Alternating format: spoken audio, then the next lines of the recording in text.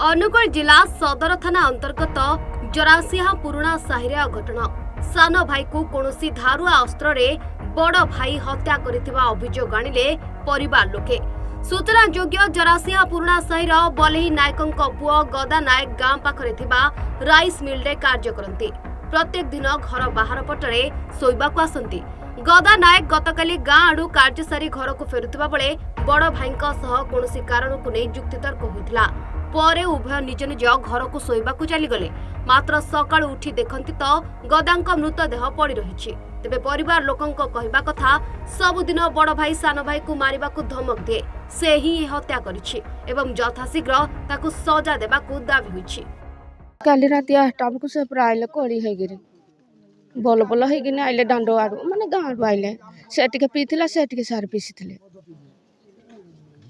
हडू आइगिनी एठे बोल बोल हेले से हडू बोल बोल हेगिरी हडू जो से कहला तो ते देखि नेबी मु से कहे सबुदिन बिरंची बिरंची कहबा मु देखि नेबी तते काली बोल बोल हेले हडू कहला जो जा ये कहला आमुंडा कहला जा भाई खाइगिरी तू सोइबो से खाइगिरी शुईनी से हाट उपरी आड़े गला हेडू सी तार खाइगिनी हेडू शुईला मुई मोर घरे शुईली से सबुदिन खरा हेले हेडे से सोती राति रे हेडू एडा घटना हे जाओ आउ काली संध्या रे से गां आडू दु जण जाक बोल बोल हेगी आसुथिले पी बुआगिरी टिके बोल बोल हेगी आसुथिले हेडू आसला को टिके घरे टिके जोर झगड़ा झाटी टिके हेला हेडू से छात ऊपर को चढ़ी गला आज्ञा ता घर छात ऊपर को आडू छात ऊपर चढ़ी थाइगिरी कहला दिने नि दिने देखिने भी छखंड काठरे सवारी करबी आज्ञा आज्ञा से घरे नाही एने हणा हेजी गदा नष्ट हो जाई हानि देजी से ही आज्ञा हानि आउ केही नाही ता व्यतीत यार पूरा तदंत हेकिन ताकू पूरा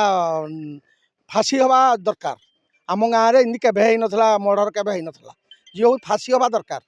तेबे खबर पाई सदर पुलिस पहुंची तदंत आरंभ करिछि। गदांक मृत्यु पछरे सत्यता कोन ता ए पर्यंत जणा पड़ी नाही। अनुगुल बरपाड़ अजित भोईंक रिपोर्ट सूचना टीवी।